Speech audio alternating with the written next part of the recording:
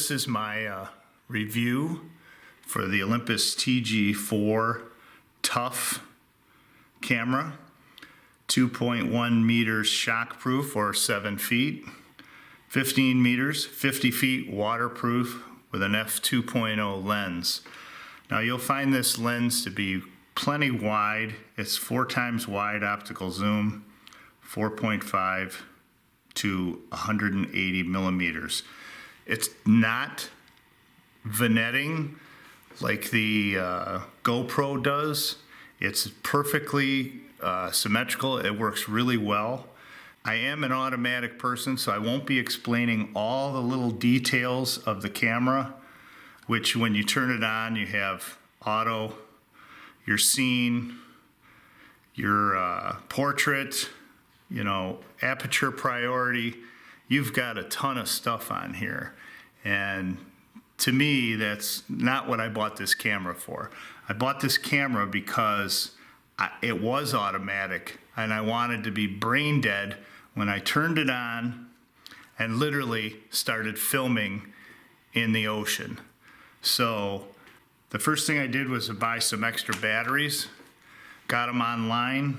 I don't remember how much they were, but I didn't buy the Olympus originals. I bought the 2000 milliamps battery pack for the camera. I bought 4 of them. There's one inside the camera now. And I bought the Olympus one, and the Olympus one came with it.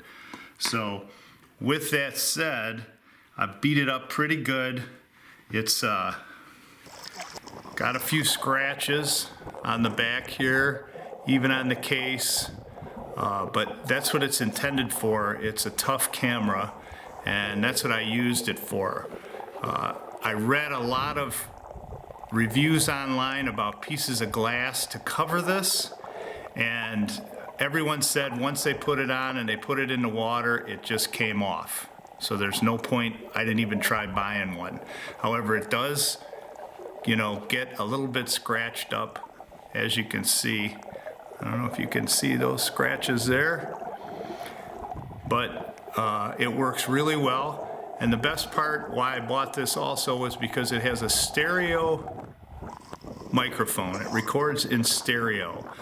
The last camera I had was a Canon D10, and it recorded in mono and 640 by 480. This camera records in 1920 by 1080, and the pictures, if you can, I'll show you a few or give you a link to a couple. You'll see how good they did on the Great Barrier Reef in Australia.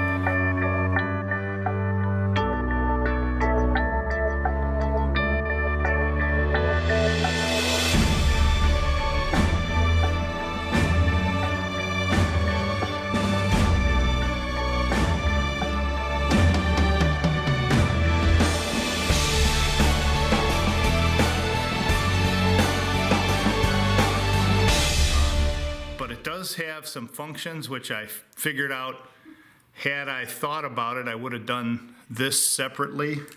I did buy a strap for in the ocean in case you drop it, it floats. I just attached it right here. So when I needed it, all I had to do was push it on and it was connected. Put this around your wrist. The only problem was I didn't take this strap off, so every once in a while I had to push it out of the way of the lens of the camera. Had I thought about it, I would have taken this out before I dived and just had this on my hand. Now I found too, a lot of times there's not a lot of places to put your fingers to hold this. So if you put your fingers here, when you're filming on land, you're covering up the microphones. If you put your fingers here, you may accidentally shut them off if you're diving. So I was always holding the camera like this on the front and then by my thumb on the back as not to mess up any of the buttons. The record button is extremely small, so it's hard to articulate and get your finger on there and get it started. The on-off button is pretty simple. It's got almost like for a blind person, like a braille type button, and you push that down and it turns the camera on. The one setting I did use was the underwater setting, and it's just the fish. And if you look there, there's a couple different ones. You can use the double fish, which is, like it says, ideal for underwater landscape photos.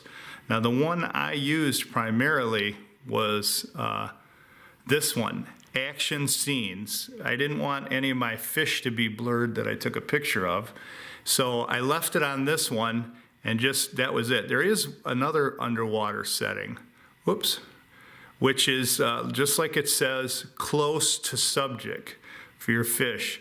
Now, I don't think I was going to get real close to anything, and if it was too big, it would scare me to death anyway to get close to it. So there is 2 more settings for the underwater after the close-up. There's I call it the fish HDR. That means the brightness, it says, creates an image with optimal brightness by combining a series of images. So I'm not sure how that works, but I knew it was a little cutting edge for me. So I stepped back to the other selection. And then there's also for taking pictures at the pool. I did take a few pictures at the pool in Fiji, ran it under the waterfall and stuff in the pool. Those pictures came out phenomenal. Those are all the settings for underwater. The camera functions really well as far as all the other components. If you open the side latch here, there's like a double protection. You got one little button, one large button. It raises up, and you can see the rubber seals there. Now, pretty much all I did before I went out there was made sure there was no dust or hairs on this rubber seal, and wipe my finger around there looking for anything small. And if you do see something on there, you can always get a Q-tip and kind of brush it off, but make sure the Q-tip fibers don't get on the rubber. So this is a proprietary USB cable that comes with the camera, which I believe is this cable here.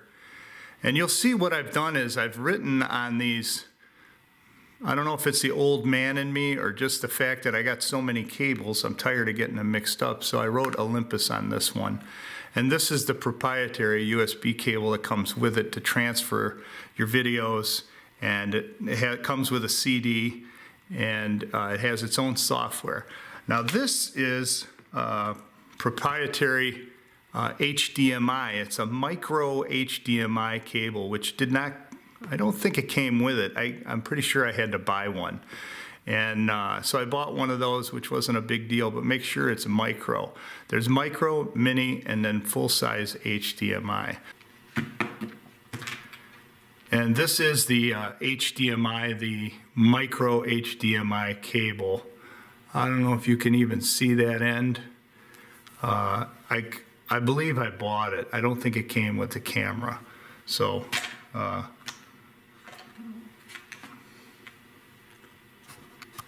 so you close this back up, and you do it the opposite way, which you open it, the big button, then the little button.